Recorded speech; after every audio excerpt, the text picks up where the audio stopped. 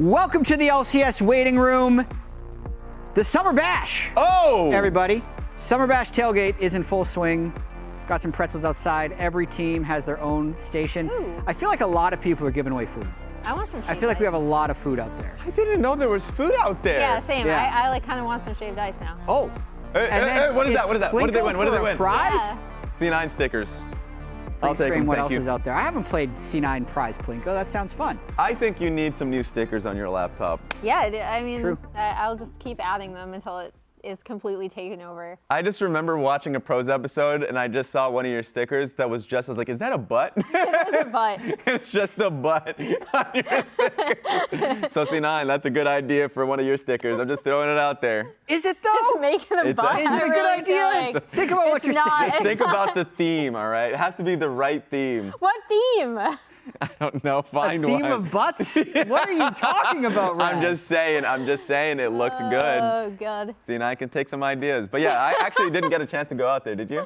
Not yet. No. Yeah. All right. We're going to have Hercules Sad. joining us today. I know she's going to be shooting some content out there, so we'll get to see, viewers will get to see what's happening out there. On the tail of the LCS and the patch, though, there's been some Aurora changes. Because we are the Yeah. LCS, we play on the live patch, and these hotfixes, they're live. Yeah, and there are a lot. So I remember when the Aurora, it's funny. So when it was playable last week, it was prefixed. And I was like, ooh. It was like the super broken version. Yeah, so the biggest changes in my mind, yes. Base armor down from 27 to 23, so a lot easier for AD mids, which are just the prevalent pick, to deal with them. The biggest one in my mind, the percent HP damage is down from the passive from 4% to 2.5%. You proc that frequently, especially if you're in a long lane like top lane. Yeah, and the hotfix too, that came out, slight nerfs because her win rate like plummeted post initial hotfix. This is something that Raz is going to be familiar with. Oh, yeah. Because I pulled it from your Twitter where you're like, this is Def POV. Def's point of view facing Aurora, Well- and he just disappears, gets blinked on and disappears. Yeah, existing mid lane was the mistake, and now you're behind bars. So it's just a souped up, it's probably the most souped up anime J4 ulti of all time, because like you have to flash or blink out of it. And if you're in the center of it, what is it, like a 70% movement speed slow or something to that And it's a nature? little bit of, it's a little bit of a vacuum as well. Yeah. You try and Yeah. step out of it, it moves you back a little bit and then Yeah. slows you. So like even trying to get out is an impossible task. So the utility is really good, let alone the damage that's hitting you. Well, plus that, then she can travel across Oh, and that's then just true. absolutely destroy you. Yep. It's the typical, I forget the name of the anime, but it's like literally, you just spawn right behind them. You're already dead. I will say though, last week in an even more powered state, Yeah. teams weren't ready to play it. There was a game Yeah. of chicken in the TL versus C9 series to Yeah. see who would actually have practice on it and be willing to lock it in. And by game 3, it just went through draft. With another week of practice and a slightly Yeah. weaker champion, it could probably just be banned the whole time, but I think there's a much higher chance we actually see it this week, especially since it got LCK play. Yeah, I was gonna say, I think we'll see it because we've seen it in LCK and now LPL last night in the LGD NIP series as well. So I expect it's either gonna be just permabanned again because maybe teams don't wanna deal with it, or since she is still really strong, like, she'll get through. The games I was watching, whereas like it's behind a lane because you're picking it into either a rumble or an AD mid, you're falling behind, but then you're still disgusting in team fights. So Yep. that has all It's the the ult. hallmarks Yeah. of a broken champion. The alt's good. Yes. Yep. Something we haven't talked about that much this split, though, is All-Pro. Yeah. I think partially because we've only done single round robins, so Yeah. it's been a little bit strange to wrap our heads around it. But we have one more week of play, and then we're going to have first team, second team, third team All-Pro. I'm sure all of us have made ballots that could move based on the last week of Yep. games, but are mostly done. And something that is kind of fascinating to me about All-Pro this year is partially because we've had the single round ramen best of threes, and because FlyQuest, C9, and TL are so far above the other 5 teams in standings Yeah. that there's a decent chance that All-Pro first, second, third team is just those 15 players. Yes. Yes. But then that's also a little bit weird because I don't think we've ever had in LCS history there only be 3 teams represented across all 3 Across All-Pro all 3 teams? All-Pro teams, Like, would we really be saying that the best 15 players in the league are only on 3 teams, and then the bottom 25 are all on the bottom 5 teams? Yeah. No. I think what always hurts it is when you are a great player on a team that's not performing, it's going to be compiling stats against you. Let's just say you're a top laner. Guess what? You're going to be dealing with the enemy jungle, the enemy top laner, and the enemy mid laner at a certain stage of the early game. So you'll look like you're playing poorly when you can only really have control of the first 5 minutes of your own lane. And then on top of that, I do think the top 3 teams compiled some of the best players. Yeah. They definitely have, I'd say, that. the majority of the best players. I think the other struggle, though, is that you then have to justify based on, because like we've talked about the discrepancy in All Pro sometimes with players versus us, right? Because we can only see the outside, where players see a lot more footage, but it's all from scrims almost entirely. Yeah. And the discrepancy between those top 3 teams and the performance of the rest of the field has been so wide, in my opinion, that it's really difficult to justify like statistically and also based on like in-game performance, trying to maybe drag your team over the finish line, cracking into those top 15 players. It's tough. It's going to be really interesting to see the balance. I think also there's going to be some interesting first team races. Yeah. Like Blabber and Inspired, I think is really interesting. I think UmTi is probably going to be third team. But what do we think about Blabber versus Inspired in terms of who's going to get first team All-Pro in the jungle? They're very similar in how they view the meta right now. They play Nidalee like a Kindred, or like they play carry junglers. And I think that really lends them a helping hand. What I like Inspired a little bit for is that I think he moves the needle in helping lanes more frequently. I think when Quad came in initially and didn't look so great, he was the one that was like hovering over the lane, helping getting bases off. I think that he had a little bit more to need to work around. So I've just liked that a lot more, and I think he's been a little bit more flexible within the draft as well.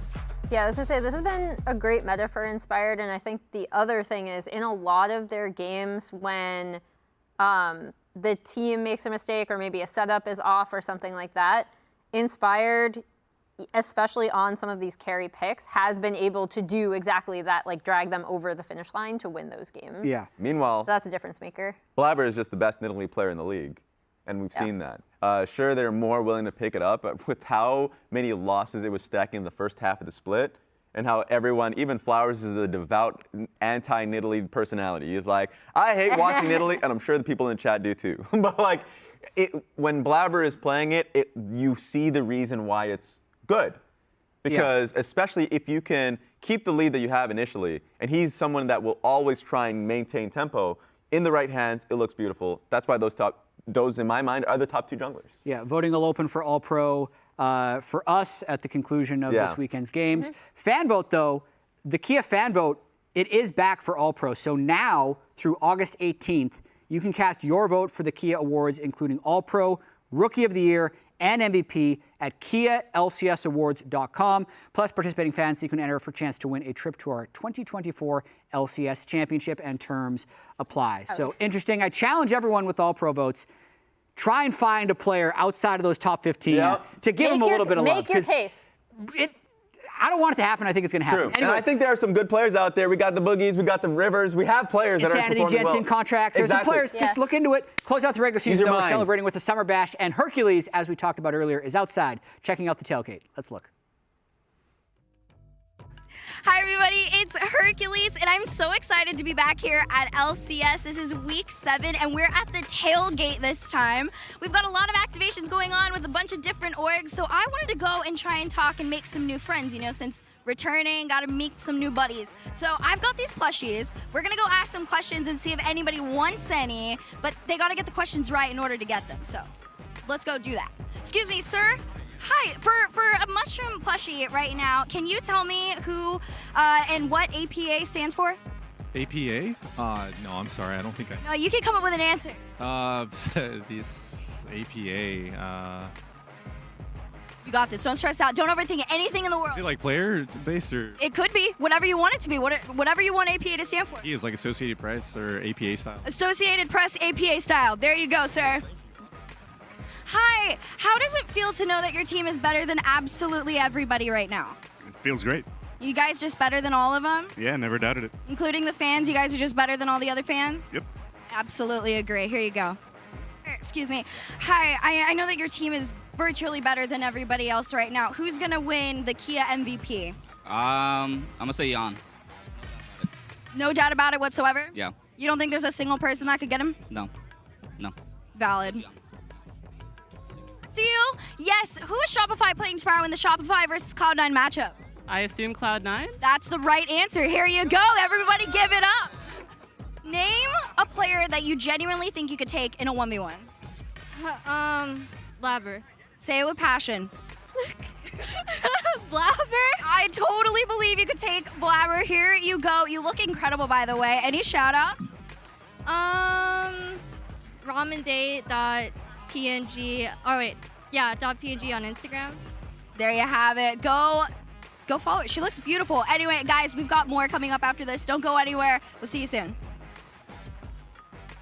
Oh, that's awesome. Also, incredible gaslighting there by Hercules to the Shopify fan. They don't play Cloud9. They play Hunter Thieves today. But I like it. We got to lie to them a little bit I know, more. you gotta get Keep them put on the their camera in toes. their face. You gotta pay I attention. think it's proof positive that you'll just go, like if I'm that fan, I'm second guessing myself now and I'm like, Yeah. I'll go along with it. I like the Associated Press call out there. Associated Press. Associated Press ahead. Yep. So, these are the current standings for the LCS. Immortals is eliminated. Shopify can still make it in depending on their results. But if the standings ended today, we Get have a up new there. playoff format. We have a new summer bracket. I just want to talk through this. So if the playoffs ended today, I actually think it would be TL currently based on game score, but maybe they're actually completely tied. Either way, TL or C9 are going to be getting the bye, and these would be your first round matchups. Now, here's where the important thing kicks in. The losers of these matchups drop down here, but then the losers of these matchups, it's going to depend on if you are a higher seed to drop here or there. So that's an extra reason why the number one seed is going to be so important, because additionally, the number one seed will get to pick if they are in this game or in this game.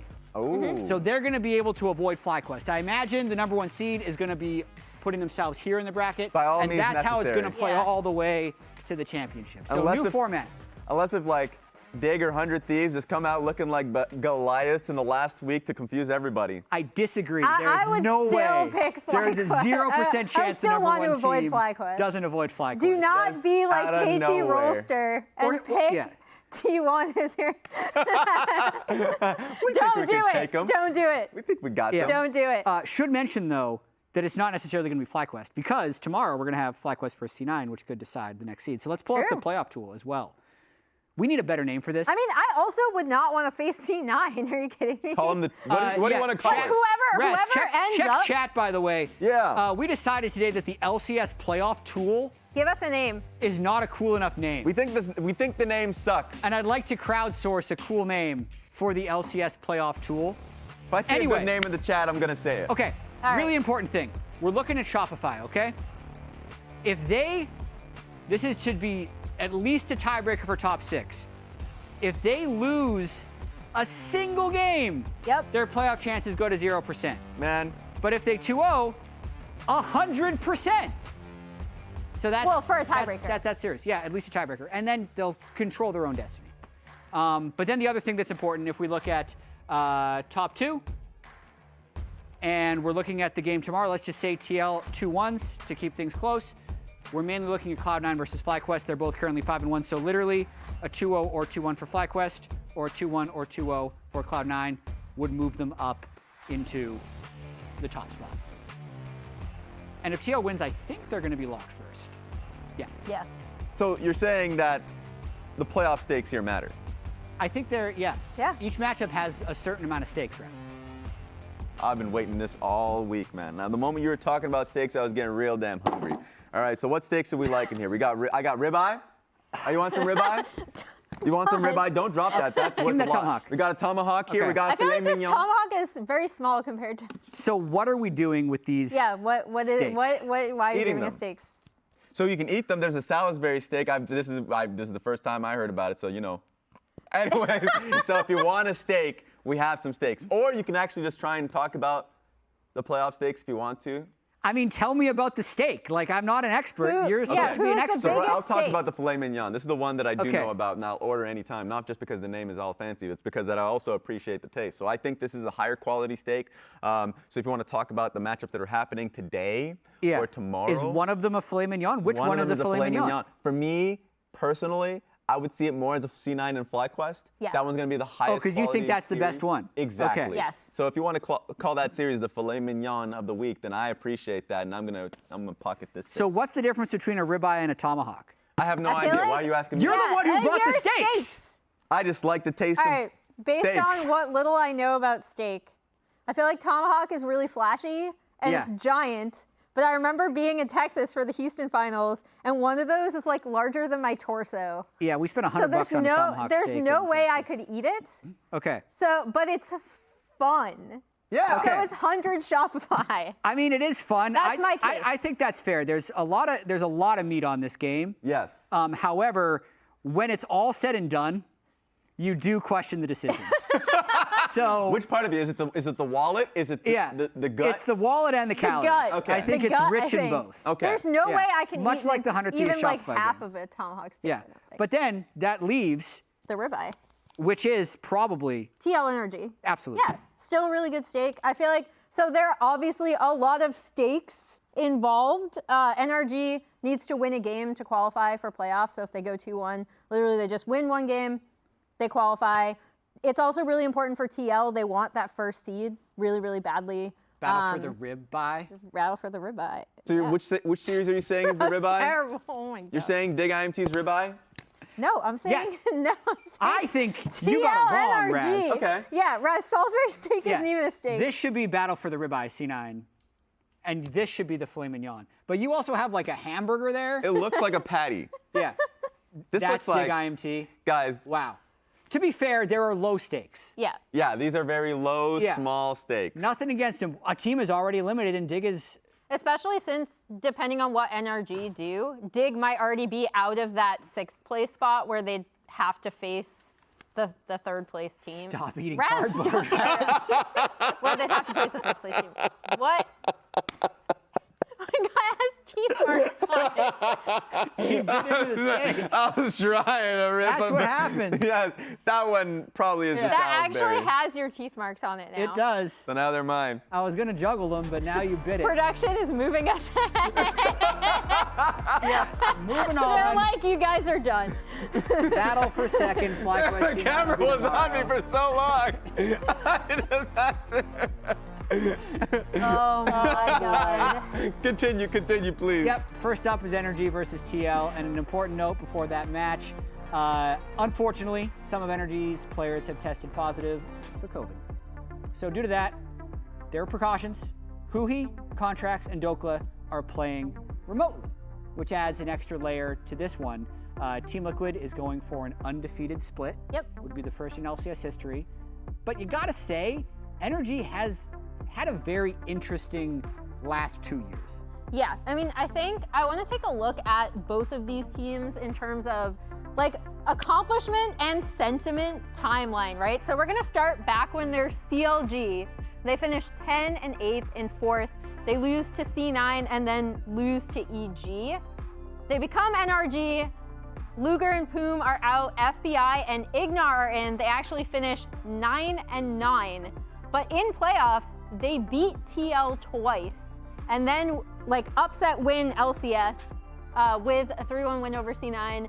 Worlds, you have I would say the G2 series is the one that sticks out in everyone's Peak mind. This is energy. like peak sentiment, right? Yeah. Like in terms of like achievement sentiment. Huhi comes in, and I think this is big and something that not a lot of people frequently bring up, but the coaching staff did shrink down, and we made a lot of jokes about NRG's coaching staff before last year with like the NASA Houston Space control Center. room. Yeah. But then regular season obviously did not finish where they wanted, and then they lost 2-3 to 100 Thieves. So now they're trying to recover back to TL, who kind of have a continuing upward trajectory. They finished 8th in spring. I feel like Of 23. Yeah. People do not remember this. In 2023 spring, finished 8th. Then APA came mid-season to replace Harry in the mid lane. Regular season, they finished 4th. They qualify for Worlds. They lose to T1, NRG, and GAM in the Swiss format. The T1 series is famously where Pioshik was like, God has abandoned us. I feel like that would be kind of like it's good, but like maybe a little bit further down. But then Summit and Pioshik are out. UmTi and Impact are in. Regular season finished 4th, 7-7 record. But then again, skyrocket to win. And then I feel like their sentiment has been so high because of their MSI performances, how closely we saw them play T1 in some of those games, and now are looking for an undefeated in series season. That's an insane ride. Yeah. And even that 4th place that you had mentioned was a really eking into 4th place, because at that final week it was either they hit for 4th or they're out of playoffs. Like that 1 week, it felt like everyone was up in the air, and the players themselves were really like putting a lot of pressure on themselves. But then to be able to get into playoffs and then make that monumental run and keep that consistent rise is crazy. And I think another important small thing to note that wasn't on the charts, but it's that NRG has actually had TL's number this entire time, right? Yeah. Like even this past spring, they're actually 2-0 in single games against TL. Yeah, and also the current form of NRG we should take a look at. Last weekend, they played against Dignitas, so here's the post-game stats from that game 1 between NRG and Dig. Yeah, and it's really depressing when you see the end of that game, because they had control for a good majority of it, and I really like their composition too. I think their draft is smart, having double AD carry Braum with Maokai. I think that's something they should actually continue on with their identity, and I think they had the right idea how to play fights. Their grub fights were good, then they just had this one monumental mess up in mid lane. That happens, and it's really easy to over-focus and tunnel on the mistakes and kind of look past the positives. Yeah, they need to. APA also has a quote about NRG, knowing that historically NRG has done pretty well against Team Liquid, but looking a little introspectively, he feels like he's gotten a lot better as a player over his time in the LCS, so he's not so scared of the mid lane matchup anymore, but historically, they absolutely have had his number. Yeah, APA's like welcome to the LCS moment, I'm pretty sure came at the hands of Palafox and NRG, and when we look at them as like a matchup in terms of mid laners, APA has been absolutely on the rise. We've talked so much about like his work ethic, how much effort he's put in, but when he first came in, people were like, we don't even know if he's LCS level, et cetera, et cetera. And Palafox was riding a high of, I would say, probably the best split season of his career. And now Palafox has been struggling a bit. Yeah, so what we've done here is we showed first how APA was dominant this split, but this is their all-time career head-to-head in the LCS. You can see, I want to go back to that. I was trying to dig into that last full screen for the head-to-head. I believe it was far more wins for Palafox than APA, because we know that he beasted him in playoffs last year. Yep. So this has got to be backwards. Yeah, I think it's backwards. Okay, apologies. I should be, I believe, Palafox ahead of APA. So that's the story that you want to tell, and I think that's the one that's really relevant. Even during the playoffs in which it was like Jace versus Tristana, Palafox versus APA. APA was constantly going for fights because he was the one that was really confident. He wanted to play confident, but it was Palafox that got the number on him. And it was also the team that also had multiple jungle support attention going through mid lane, because they played through mid, and they will still continue to play through mid. So I think the expectations should still be the same, that NRG is going to try and play through mid to be successful. It's just going to be largely, completely different to how it's been historically, because it's been TL on the rise and NRG that's been in a slump. Going to be an interesting one with 3 of NRG's players playing from home and Team Liquid going for the undefeated series. Emily, you caught up with both of these coaches ahead of the series. Let's take a watch. Hello, I am here with NRG coach Thinkard and TL coach Spawn before their match today. Thinkard, I'm going to start with you because I feel like it must have been a rough week. There are some illnesses coming down on the team. How has that affected your preparation going into this? It definitely complicates things a bit. It's a little bit harder to just get in the right mindset when you are playing from home and not on stage. So that's kind of the main thing that we're tackling, is making sure that like when they are playing from the office, that we have like the environment set up in a way that they're going to be able to feel like they're in a legitimate stage game. And besides that, we just try to get the best practice that we can. It's always harder when you have some sick people. And then looking at some of your most recent losses, especially in game ones, it's been really, really close, and it's kind of come down to these really clutch team fights. How has that been coming through in practice? Because I know sometimes that's not something you see super frequently in scrims, or you aren't able to practice late game as much. Yeah, it does suck that we didn't get any positive reinforcement, because our first game against C9 and Dig were both actually very good quality games. I think game 2 we kind of collapsed a little bit. So I do think you can kind of see some situations where we are improving, but it just comes down to actually putting it all together, because at the end of the day, you have to actually win the game. And then for you, Spawn, your coach reactions during the C9 TL series kind of took everyone by storm. It was very entertaining to me. Talk to me about going through that entire match and how you felt like your team performed. I guess I'm a pretty passionate person, to put it lightly. It's lucky I have Rainover, who's a little bit more positive than I am. I would say that obviously the games at the moment just mean a lot for us. We know what's on the line. And I think that we just probably aren't where we want to be, like, is the honest answer. Even though we have an undefeated record, I think that every single day we come in and we try and work on what we need to do better. I feel like we just failed that last week, so that's why I was angry. And then hopefully this week we succeed and I'm not so angry. Yeah, I mean, I see you as someone who really is going to continue to drill the team, and talking to the team themselves, they are still very focused and kind of upset when they feel like they're not performing perfectly. Is the undefeated split something that's even in your mind or the team's mind, or no? No, I don't think we're looking at the undefeated thing, because we still need to secure first. So, like, I think that if you had secured first before this week, then you could maybe look at undefeated. But the reality of the situation is, if we lose against NRG, there's just a good chance that we come second. So we're concentrating on getting first, securing that really important playoff spot for ourselves. And then, as you said, like, it's not necessarily about the win-loss anymore. It's about, we know that we are a team that should go to Worlds if we play to our expectation, but we want to be able to succeed at Worlds, like NRG did last year. So you have to measure yourself against yourself in that regard. And, we're coming up a little bit short, so we'll just keep doing that. All right, well, all the best to you both, and thank you so much for taking the time. And NRG TL is on the other side of this. Gotta say, Spawn just carries himself like such a traditional sports coach. He does. All his answers are so, you could be watching, Yep. some Aussie sport. If I'm just tuning my brain off, I think I'm listening to rugby or the NRL. I'm listening to something.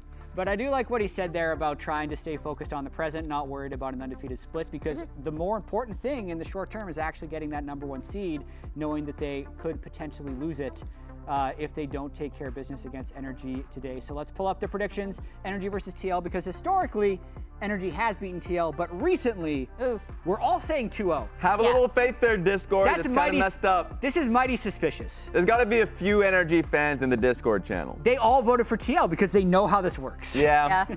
It's like being a KT Rolster fan. I think the big thing for me is just how both teams are performing coming into this, right? I think NRG, and especially in their past 2 game ones against Dig and C9, have looked good until a game-changing team fight, which is a really frustrating way to lose. And I think when you look at TL making mistakes, it's so small. Like, it's small and easy to pinpoint, but like their game is just so much better right now. Going to be an interesting matchup for sure to see if Team Liquid can have the undefeated split. We all predict Team Liquid. Yep. Let's see if it happens. Let's get into the games.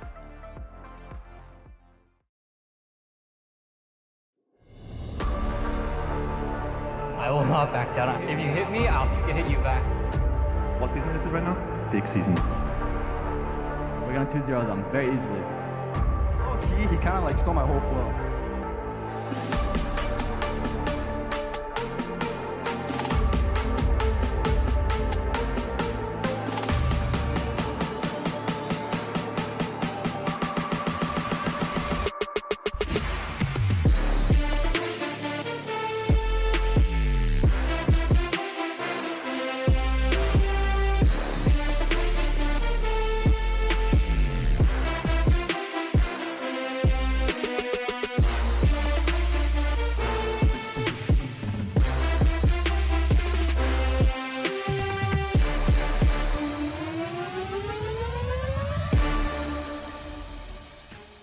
Ladies and gentlemen, welcome back to the LCS. It is time for the final week of regular split competition here in summer 2024. Later today, Shopify and 100 Thieves fight for their lives and the last remaining playoff spot. But first, a still undefeated Team Liquid is looking to end the regular split in first place with a perfect series run at 7-0. But the madmen at Non-Rational Gaming are the last ones to get a chance to stop them. I'm Captain Flowers, joined today by both Azael and Emily Rand for the full cast of TL versus NRG. But first, just a quick note. Unfortunately, some of the NRG players have tested positive for COVID. Due to this, we're taking precautions and having Huhi, Contractz, and Dhokla playing remotely. Now that that's all said and done, now that that's taken care of, NRG still has a huge task in front of them, my friends. They are going up against a TL that nobody has found the answer for yet. Yeah, and they need to win. If they win one game, they qualify for playoffs. Even if they lose 1-2 to TL. As we get into draft, we see Aurora immediately getting banned on the TL side. Do not want to let that champion through. But yeah, the stakes are high for NRG trying to squeak into playoffs while they have so many sick players. Yeah, absolutely. I mean, that just puts even more pressure on them to be able to get it done. And, you know, you talk about it's just one win, but it's Team Liquid, and they have not been dropping a lot of games. You know, this team, obviously, they are 6-0 in series score, but they've only lost, I think, 3 total games throughout the entire split. So they have been doing very, very well throughout this split. It has been hard to even get a single game off of them, and we'll see if NRG is going to be able to do it. All right, bans have arrived for the first half. Ziggs, Maokai, Ashe, all banned out by NRG, respecting the Ziggs for APA, respecting the Maokai for UmTi. Meanwhile, on Team Liquid side, they're banning out Aurora. They don't want to deal with that being first picked on the enemy team. We're also going to see Kalista and Ivern taken away. Yeah, and this leaves Sejuani open. Both of these junglers are Sejuani enjoyers, but this has been routinely banned against both Contractz and UmTi, and now we're going to see Contractz pilot it. I like that as a start to NRG's draft. I also just think it's really interesting because you ban away Maokai, then Ivern's banned on TL side, they take away Sejuani. That's mostly what UmTi plays, like all his kind of most popular champions. Yeah. He just have the 2 games on Viego as well as the 1 game on Xin, but you know, he did take a loss on Viego. He's not as known for that, and that's not TL's style. He generally is playing, you know, engaged, supportive style jungling, and we'll have to see where he wants to take it. Especially with the 2 champs that TL have already locked in, right? They're going for the double AD carry composition with the Ezreal and the Corki. So I am very curious to see what UmTi will come out of the jungle for them with that. Exactly. I mean, this has been a split where most of the talk in jungle has been about AP power farming junglers. He's played 0 games of that style, right? So is he going to go towards something like that might be more difficult to fit in, or is just here for the tiebreakers? Okay, so that's what we need. We need a TL 2-0 and a Shopify 2-0 if we want some tiebreakers. Get out of here. Some people are tiebreaker fans. I'm normally not counting myself in that camp. I generally prefer. I think tiebreakers are hype if they are for something that matters. Okay. If it's like get in or get out of playoffs, if it's like a buy or not get a buy, those are hype tiebreakers. If it's like you are 5th or 6th, either way you're in playoffs, then it's not as exciting. All right. I can agree with you on that one. NRG is going to go ahead. They're locking in both of their solo lanes here. They're going to pick the Rumble and the Yone. Man, this is almost like a throwback to you know, when CLG was playing Lillia Rumble and that sort of style. It kind of reminds me of when, you know, they were playing this really hyper aggressive, you know, go at you style. I think that was, you know, this team, formerly CLG, now NRG, obviously, at their best. And then on the other side, we see the Lillia getting locked in for UmTi. This is something we've seen have a lot of success kind of across the board as an AP pick.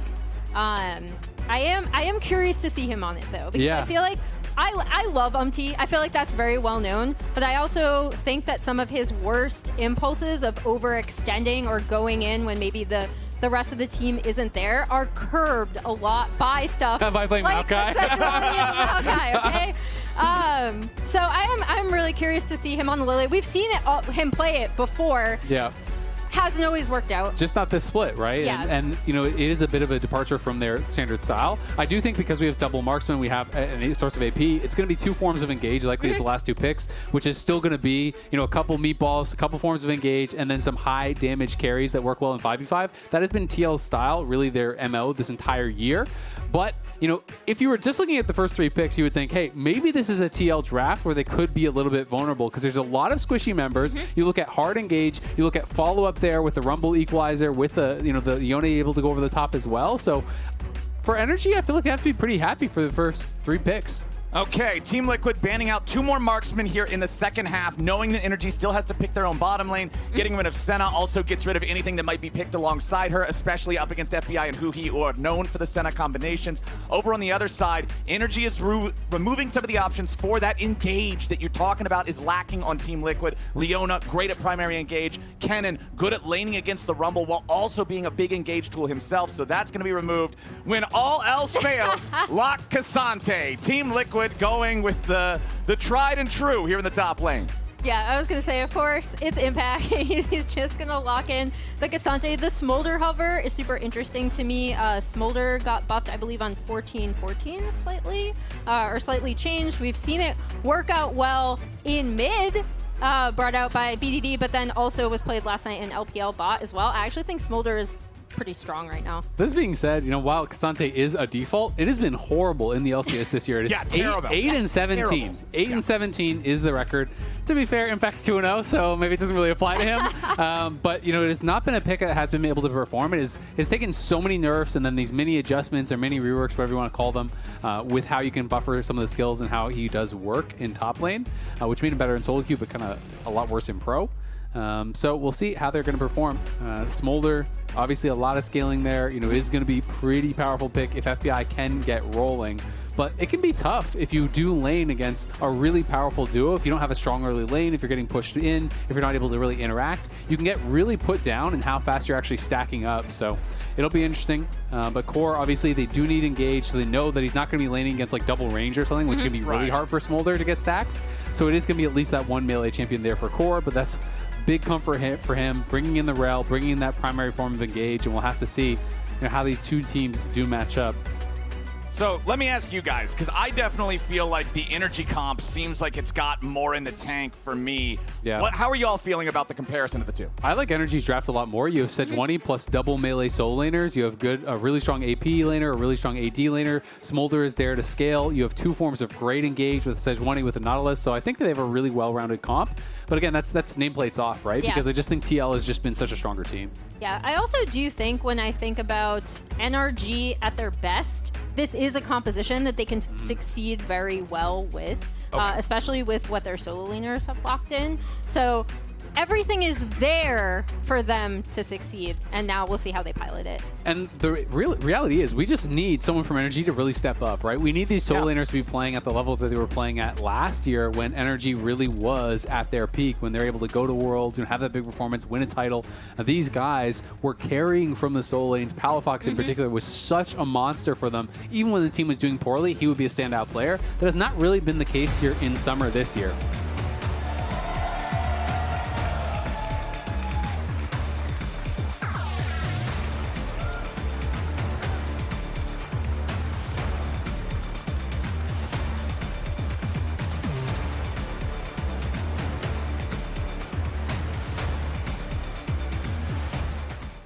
All right, let's do it. Welcome to Summoner's Rift. Welcome to the last game of regular split, last series of regular split, I should say, for these 2 teams. Team Liquid still yet undefeated in series play. NRG looking to find that magic that we've seen them have before in matchups that nobody expects them to win. FBI taking a couple of shots down here from Yeon early on as Team Liquid invades the enemy jungle. Yeah, always getting aggressive. TL knows they have a pretty strong level 1 here with the Ezreal moving in, getting some vision. And UmTi is hanging out here. I'm not sure that they have eyes on this ward if they've actually pinged that out, but he clearly wants to see if he can actually start enemy Raptors based on how long he's staying around here. I want to see what the response is from NRG, though, because they're aware of this. Will Contractz just cross map? It looks like he's pinging to go towards enemy Raptors and just try to start there. But this is actually being guarded right now by TL, who's going to be looking for a lane swap.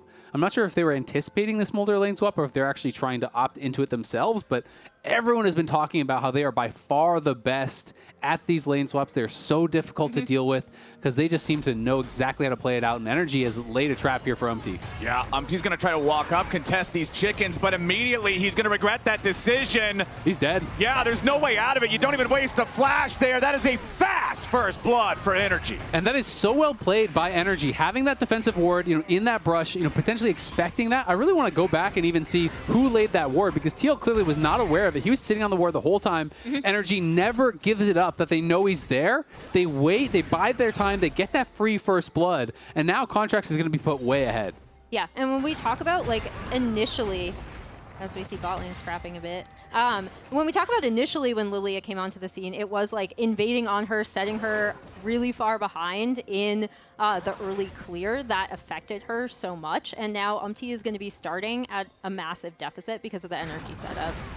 Especially when you are the AP jungler into the tank, your tempo is supposed to be one of your advantages. The speed that you have in the jungle to be there first, to be ahead of the curve of the game, normally something you can rely on. Not the case here for UmTi with that early death, as Impact's laning experience is not so great here on the bottom side. Huhi into line he doesn't want. One more turret shot brings him down to 100 HP. Thankfully, he will not die there for NRG, but man, that was botched. I mean, this is really good for TL. He is not only getting experience, he's even getting a bit of farm. He walked up there, and you might be wondering, why is he so close up? Clearly, they didn't engage on him. It let him get level 2, right? So he was there to get that last minion. Yes, he does have to flash out, but so does Huhi, and TL already getting a great advantage. Yeah, and when we look at lane swaps, I know I am the resident lane swap enjoyer. When we look at how lane swaps work and you want to be able to get an early advantage, TL are so good at that. We talked about Palafox earlier, but how about the meteoric rise from APA? Yep. This was Summer 23, 0 All-Pro votes.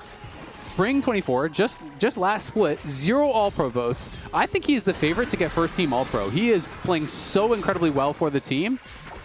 Well, Palafox, this is close. Down to 50 HP. APA, not enough to kill him with one last single auto attack, so doesn't want to flash in for it. Huhi's hanging around here. Plenty of help could be arriving from both sides as Contractz goes in for the Arctic Assault flash. Needs the stun here on impact and finds him. Contractz, though, can't out-heal the damage from that ramped-up turret, so Impact makes it an even trade.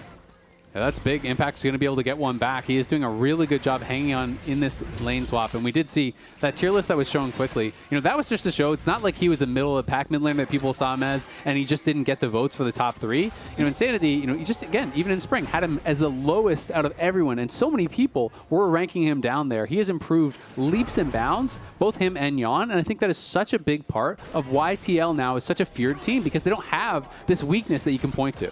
Yeah, especially since, again, it was Palafox who had APAs like welcome to the LCS moment. We had the fact that all last year and even this past spring, Palafox kind of had APA's Slapped number them on both sides of the same lane. matchups. Yep. And then also going into this, even though I picked TL to win 2-0, it's looking all right for them. This is their match record between these two teams since summer 2023. Yeah, and honestly, it's looking pretty damn good for NRG. This is, these teams, playing at different times. This is the timeline. I don't know if you want to talk about this now. Oh, yeah. So this is basically what I went over in the pre-show as well, but it's kind of the finishes and Worlds performances and kind of overall trajectory of these two teams. It's been kind of a steady climb since TL finished 8th for them previously, but then NRG, you see a little bit of blue at the beginning with the CLG days. But this was the team. They won the championship, right, unexpectedly. They went to Worlds. They did pretty well. What did they do there? They beat G2. Oh, yeah. I feel like whenever in the green room, I feel like you just bring that up randomly. Palafox in some trouble here mid, has to flash away. It's CoreJJ again, just doing what we know him to do so well, roaming around on these supports, creating pressure, making some space for the rest of the team. I mean, so many players talk about how it's so annoying playing against CoreJJ, because it's not only that he's so active on the map, he's always there when you really don't want him to be, but NRG collapsing. Well, unfortunately, the start of this one didn't work out as Palafox missed the Fate Sealed, which made it a lot harder to follow up on APA, but now Contractz looking for a little more on UmTi. Dredge line from Huhi forces the flash, but it ain't gonna matter. Contractz already getting the first kill in the battle, but CoreJJ is looking to strike back. FBI finally arrives, and APA might have killed the enemy jungler, but they're gonna lose another one. A 2-for-1 trade favors NRG. Azael, Emily, this is the kind of NRG gameplay that they were doing back when they ran the lead. I mean, this is huge. They're getting so active on the map, and I have to be really positive about how Contractz has been playing, right? You know, they laid this trap, they got him the first blood, he gets that lead, and he's done so much with it, getting down to bot lane, getting a kill there, getting aggressive here, chasing UmTi down. When it looks like UmTi could get out, that final W, that flail comes out, finishes him off, allows him to get that extra kill. He is asserting his dominance on the map. Yeah, and this is exactly what we want to see from NRG, as Contractz is going to come in, try to contest some of these grubs. But this is also why I feel like he has not been allowed to have the Sejuani. Okay, he goes in to steal the one grub. That's all he wanted to do. He really just wanted to make sure they can't get the full trio in this first set. As there you go, the other two for Team Liquid. Still a very small gold lead here for NRG. We'll see if this turns into much more, as immediately Huhi trying to flash away the dredge line, but it's not enough distance getting covered. Palafox and Contractz coming in to get one back on APA. A little bit more damage is required. FBI brings in Mom to join the party as Impact goes all out and Palafox goes all down. It's 5-5, coming alive with 10 kills on the board. 7.5 minutes into the game. Really scrappy fight, but I think on the back half of that, we kind of forgot about Impact, right? He has been super ahead.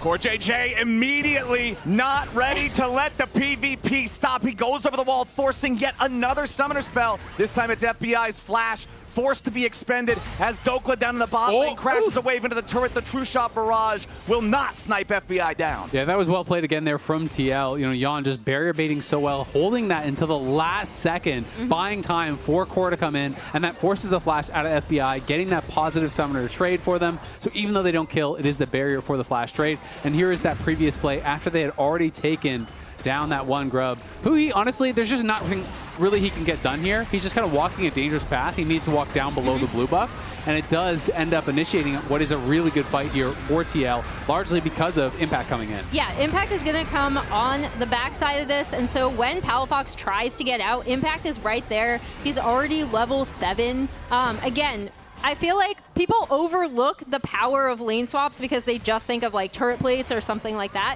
Impact is in such a good position coming out of this, even with a lot of the early map movements that Contractz has made for NRG.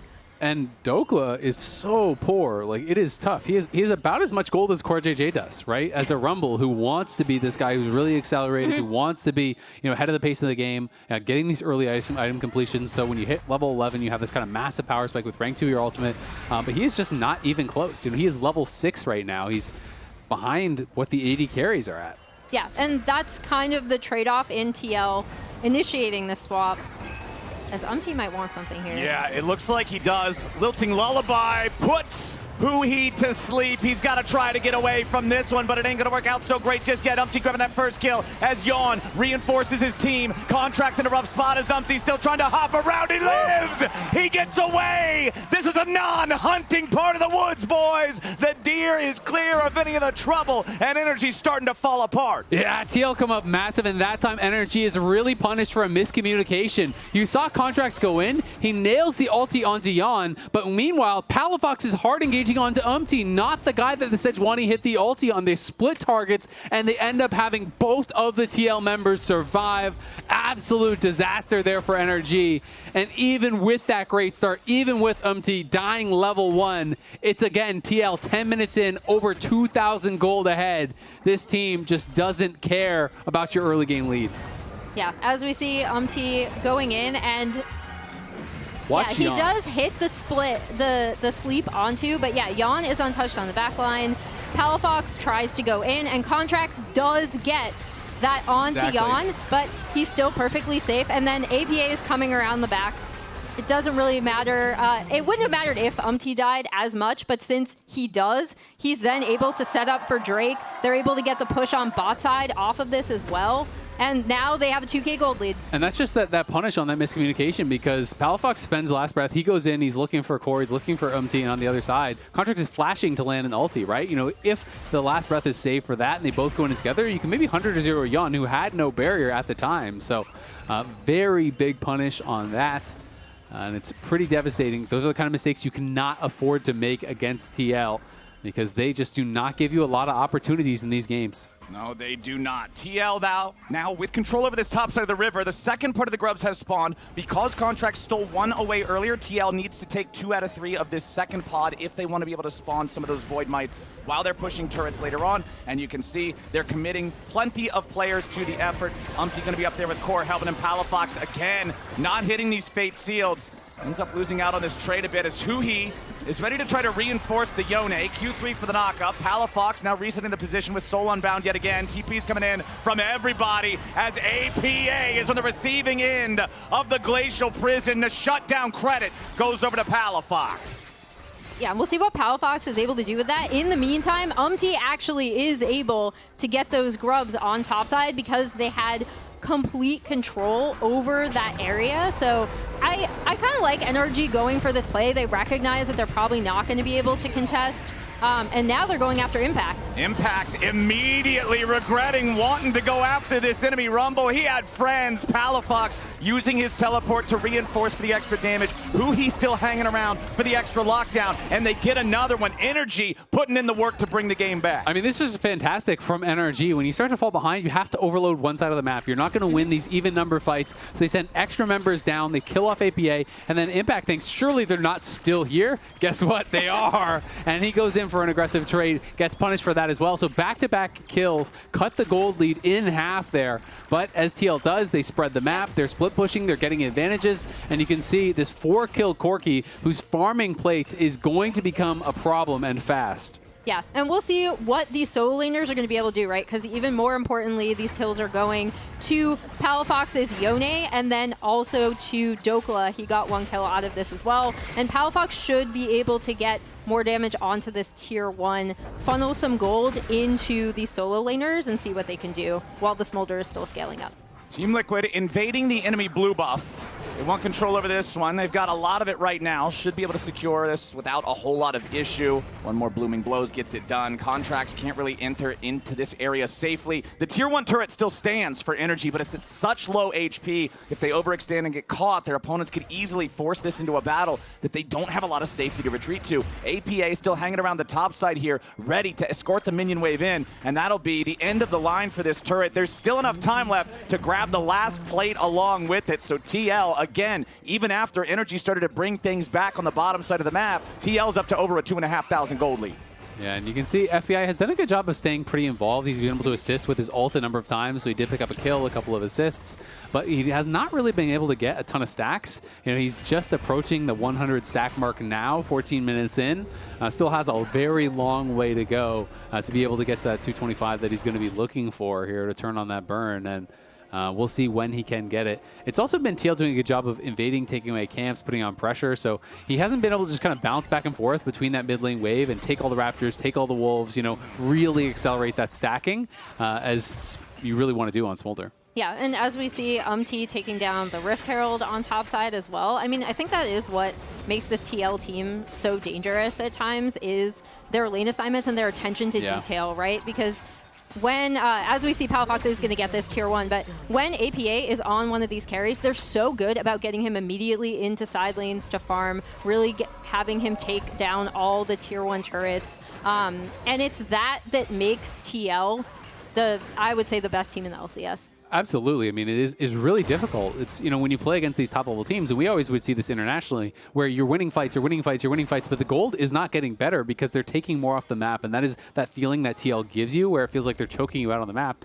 You know, it was a 2.3k gold lead for TL. It went down to about 1k. Guess what? Doesn't really matter. There's been no more kills. All the kills have been going for NRG. We're right back up to 2k because TL is just getting more off the map every single time. They're challenging for these neutral objectives. They're taking away jungle camps, and they're chipping away away at your turrets every single time you make a misstep. Yeah, it's not just about the gold. You bring up the neutral objectives. Team Liquid has claimed the only Drake so far this game. They have claimed the Rift Herald, and they have claimed 5 out of 6 of the Grubs. All of this is in Team Liquid's pocket, and NRG is going to have to find a way to answer because so far, it just feels like Team Liquid is dancing circles around. Yeah, and now, as you said, Clayton, they are setting up for this Drake as well.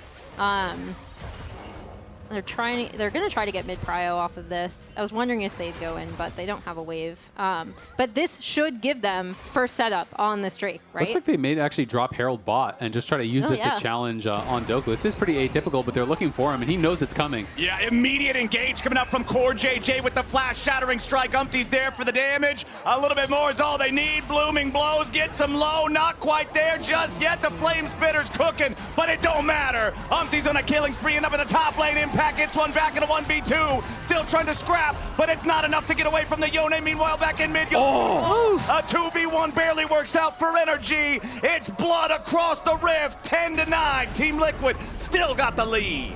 Yeah, so once again, good on NRG for recognizing they could try to make a play topside. Impact does come up with one of those kills, but the big play is that gold is going onto the Smolder from the mid lane kill, and this is kind of the ticking time bomb in NRG's composition. As we've talked about, TL's map control, the fact that they're able to cross map, they're going to get their second Drake off of this as well, in addition to the bot side play that they made previously. But FBI, if he can get into a position, Smolder is still incredible late game. Yeah, I mean, Smolder is really strong. It's definitely, I think, a far cry from what it used to be because you can't increase you can't increase where you execute them. You do increase the true damage burn, which is very, very strong. But a lot more power has been put into his early game over the patches. It is definitely very strong in the late game, though. Has a lot of mobility, and we'll see if they can make use of it because FBI has had a fully uninterrupted game. Yeah, as we see, this is the play topside. It's always so hard to dive a Cassante, right? And this has happened to Impact so many times. He is going to be able to take Contractz out before Palafox does clean up the kill here. Yeah, I mean, the Q3 with the Antovo strike just pulling him back into tower aggro made it all go bad. And if this had gone bad for NRG, it's one of those plays that just kills all your confidence. But at the very least, they were able to survive, make this happen. You can see Huhi just pulling aggro, goes up with the passive root, then backs up, out, and then pokes back in, you know, really tries to kind of play on that edge. And we're right back into it. CoreJJ stunned up on the front line, might get blown up before anything else can happen, and yes, he does. Now Impact has to be the forward man here for Team Liquid as Dhokla arrives for an equalizer, and Team Liquid health bars are burning up. Yeon goes back over the wall, Palafox drops, and Impact gets another. Now it's NRG scrambling to try to fight and take down APA, but Team Liquid's team fighting is soaring to center stage as APA gets another, and Contractz runs for his life. Yeon's ready to jump over the wall as soon as he's got the cooldown. Team Liquid scaring the remaining players away. It looked good for NRG until it didn't. Team Liquid's built different. It looked good until you realized who they were going on there. The TL carries always stayed safe in that fight. NRG got the initial pick on Core, then they're on to UmTi, but APA is free firing throughout this entire fight, and Yeon was playing over the wall, playing really, really safe. So even though it's that good initial grab from NRG, if you can't kill the TL carries, they are surely going to be able to take you down. Yeah, as we see, just watch Yeon and APA in these fights, because yes, they get onto Core, but they almost burn down everything there too. And APA is able to get out and do damage even when the equalizer comes down. Yeon is pretty much entirely untouched, just firing over the wall. And once again, UmTi just lives. Yep. I mean, they're filtering into the pit, trying to take down Impact because the TL carries are not exposing themselves, but you cannot ignore APA. You cannot ignore Yeon. These guys are so strong at this point in the game. They both have, the Muramana fully charged up. They both have the Triforce done, and TL now taking over this game. Going to be extending that gold lead up to 4,500, and it's just going to get worse if they can't get that perfect fight for NRG. Yeah, and this is also where, again, the lane swap really helped, right? Because Impact was in such a good position coming out of that instead of having to get pushed in by the Rumble, giving NRG another lane that they could have potentially played around. And he has been so crucial in these fights. I feel like from his positioning and what he's been able to do in this game, we see exactly why it struggled in the LCS, except for Impact. Except for Impact.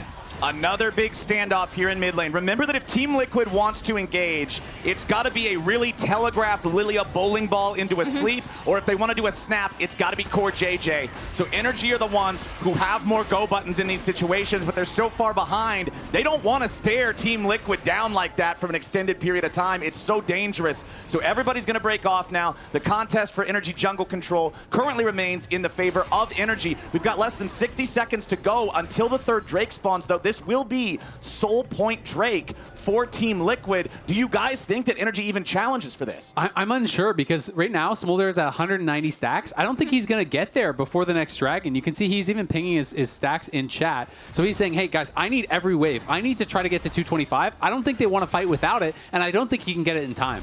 And as that happens, as we see him going to catch topside wave, previously, Corki had pushed out bot, right? He's pushing out bot again. They're getting mid-prio off of this. They should be able to get a lot of damage onto this turret as well. And that gives them complete control over this area going into Drake. Like, look at where APA is. Look at where the rest of the team is. This is set up perfectly. They knew that Smolder's going to have to go topside to get that wave. And this is what TL do so well. And I think it's really, really impressive because you can even see the indecision is causing an FBI. He actually walked up towards top lane, then walked back, realizing, oh, we're going to lose too much, then start walking up again, then start walking back. Like, the calls are very split here. TL is making their decisions difficult because APA is getting damage done. There's no hesitation from TL. They take that tower down in bot. They're going to take the dragon for free. They're still monitoring the Baron area, making sure that NRG can't do any sort of a cheeky Baron rush. So TL is covering everything and just taking advantage after advantage after advantage, playing the map expertly. Yep, and parts of TL are still there, again, because they set up this Drake so well. Dhokla had to respond to the bot side wave, and even as they try to get vision on this Baron, TL are able to push them in with the remaining members that aren't taking Drake and still get mid-prio off of this.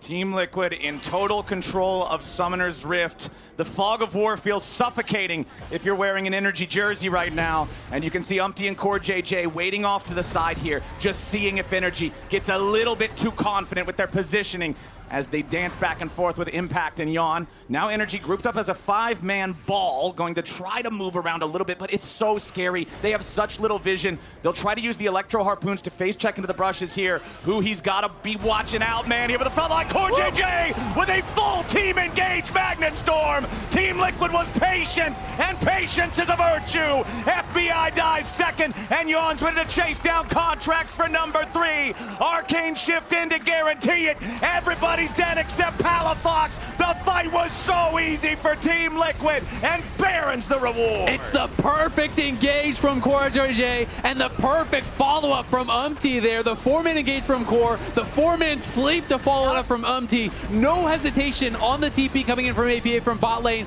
The ulti over the top from Ezreal. Everything was picture perfect. They wiped the map of NRG. FBI didn't even hit 225 till as he was dying. Now Yeon trying to survive against Palafox here. The Soul Unbound mini Deathmark almost had enough to kill him. Almost. Not even close. Yeah, I feel like that just adds insult to injury, right? As we take a look again, look at how good TL are at playing with Fog too, right? Because they know that NRG, even with the Scuttle down, have to go into them. Core gets off this absolutely phenomenal engage. UmTi follows up. Yeon follows up. Impact is there, and FBI dies immediately as soon as Yeon goes over the wall. And I love how TL played this, right? Like, this is something that is so impressive about them because most teams... Dude, if that is not the most... When I was a kid, it's and so I got a 99 on a test, my mom would say, what happened to the other one? Same. That is that version, but for coaching from Spawn. Spawn's like, why didn't you do that 10 minutes ago? That was pretty good, but we could have done it better. I mean, I'm just blown away by TL, though, because really I think they're one of the only teams in the league that is posturing for a fight like that with their mid laners pushing bot, right? Like, they see the angle. NRG is walking in there because they see APA bot, and they say, we are 5v4, we are grouped. we win this fight, but TL says no. Immediately, NRG trying to hold off the Team Liquid assault. They summon Mom. They use the ulti from Huhi. They use the equalizer. Everything except for the Fate Sealed was spent there. Team Liquid just seeing this. Green light means go straight into the heart of the enemy base. Mid lane inhibitor is down. Bottom lane inhibitor turret next on the menu. And Team Liquid is looking hungry. The turret falls before NRG can heal back up. And now they got to try to defend without the extra firepower. Yes, Team Liquid has some injured health bars, but they don't exactly look too intimidated. Impact with that Pathmaker makes it so it's impossible for NRG to find any sort of a meaningful angle on him. UmTi still waiting over the wall, going fishing with the bowling balls, as Team Liquid still not ready to leave just yet. NRG has still failed to force them away. Bottom lane inhib, still taking a little bit of damage here from this Enchanted Cannon minion. Impact once more, not in any real danger because of the Pathmaker. Team Liquid still forced back, but still not all the way. Finally going to call it off and retreat back into the enemy jungle. Yep. Yeah, finally they're able to call it off, but like that's still so suffocating to have to deal with, right? Because NRG are getting shoved in their base. Obviously, TL would have liked to get that bot inhibitor, weren't able to get it with the pressure and baroned up cannon minion there. But they reset, right? And now NRG are just running out of options. Yeah, I mean, it gets really difficult, right? You know, there's already the Warmox is done on core. We already had a BT done in APA. Now he adds in the rapid fire. BT just got completed for Yeon on that base. So now you can't really poke out either of the ADs. You already couldn't poke out core. You were never going to be able to poke out Impact because he's too tanky. So it becomes very, very difficult. You need to look for this 100-0 type play, but the counter engage is quite good for TL. And unless they are all grouped up and getting mass AoE'd, they really just need Yeon or APA to be free and UmTi to be able to set up some sort of a counter engage when NRG goes in. And it should be a pretty much impossible fight for NRG. Yeah, Team Liquid with full control over the map with a 9,500 gold lead and their sole Drake spawning in less than 10 seconds. It just feels impossible for NRG. You've got to pick the play with the least chance of failure. They decide it's time to go in now with the equalizer and the Mom immediately engaging on TL, but it won't find anything but the tanks. True shot barrage on Contractz. He'll be the first to die. Palafox is stranded alone between Team Liquid players. A double kill for Yeon, and they are not stopping. UmTi leads the charge and hits Dhokla with a big as CoreJJ locks up FBI. Smolder didn't have time to scale, and NRG's time in game number 1 is done. An ace for nothing again for Team Liquid. NRG might have started off strong, but TL is fast to counterattack, and they'll clean up this first game easy peasy. And that is our best team in the LCS. That is what they make you do. They push you into these situations where you have to make a decision, and that decision still plays into how TL have set up the map. Really, really strong game from them. I don't know if Spawn will agree, but I liked what I saw from TL today. All right, congratulations to all you at home who are headed for a first place finish in Fantasy LCS on Sleeper. For those of you who don't make it to the winner's circle, come back next split for a shot at redemption. We're headed to break now before game 2, but first, let's hear from last week's MasterCard Player of the Week, Yeon. What's up, Yeon, and congratulations on winning the MasterCard Player of the Week for Week 6. How's this run felt like for you? You got Worlds, Spring Split, EWC, MSI. You've just been like in this tunnel that you've been riding on. Feels very nice to get Player of the Week, but it's been definitely a very long split. Mm-hmm. We still have playoffs and Worlds to go to, so excited for that. Okay, 90 seconds, rapid fire questions. If you don't like a question or you can't think of anything, you move on to the next one. You ready? Okay. All right, 3, 2, 1, go. If you could join an LCK team right now, which one would it be? Genji. Okay. Favorite show or manga? Picking Fullmetal Alchemist. Oh, that's a good pick. That's a good pick.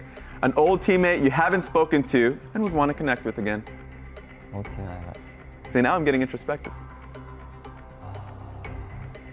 I haven't talked to Harry in a while. There it is. Nice to talk to him. He lives in Australia. True.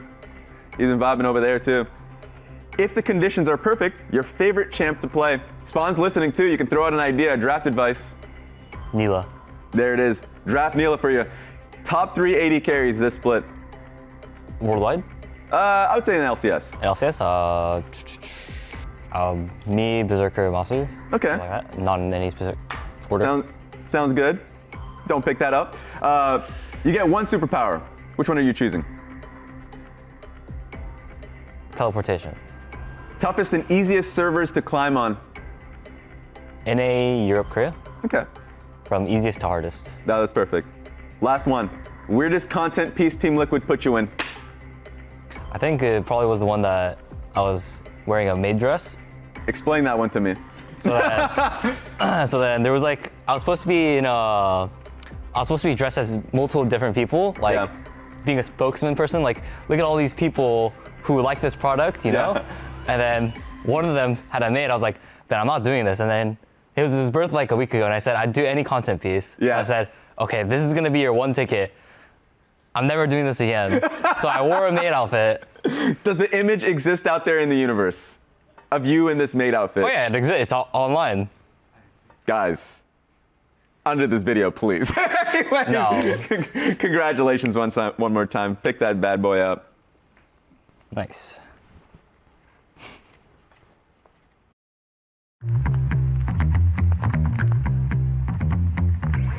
Hello? Bro, what are you parking? Seriously? What is that? Remote smart parking assist.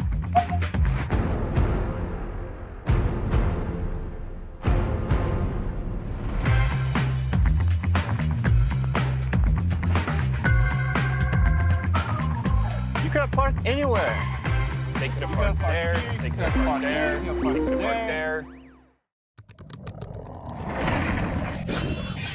Red Bull gives you wings.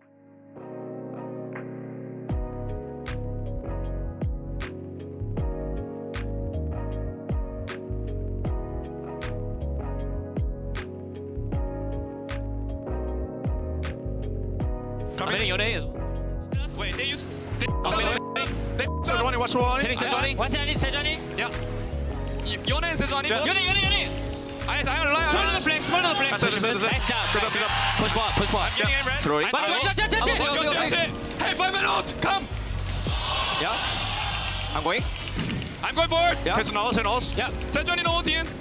Nice job. Let's go, man.